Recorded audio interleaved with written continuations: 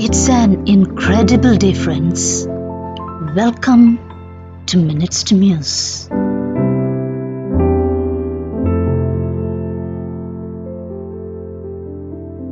Imprint for today, Wednesday, is the life-giving Word.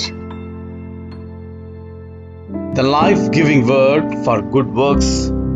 Apostle Paul says in 2 Timothy chapter 3, verse 16 and 17, all scripture is God-breathed and is useful for instruction, for conviction, for correction, and for training in righteousness, so that the man of God may be complete, fully equipped for every good work.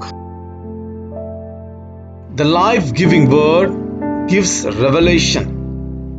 In Hebrews chapter 4 verse 12 says, for the word of God is living and active and sharper than any two-edged sword, and piercing as far as the division of soul and spirit, of both joints and marrow, and able to judge the thoughts and intentions of the heart.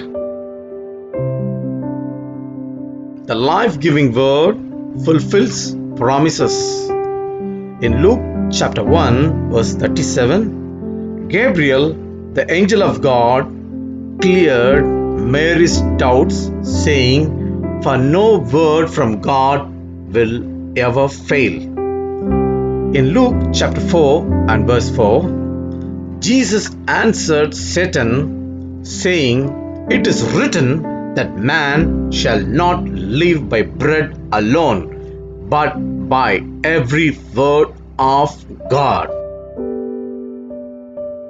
Let's know about the life-giving Word. Word of God builds the weak and broken. It encourages the fallen, comforts the broken, defeats the adversaries, and heals the sick. It nourishes the poor, sets the captives free, edifies the wise, feeds the soul, and strengthens the hopeless. As per the word, the dead shall rise at the sound of Almighty God's word, and you and me shall be revived by the mighty power of His word. So, spend time in God's word to fill the mind with truths that anchors your soul in stormy situations. Let's think, friends.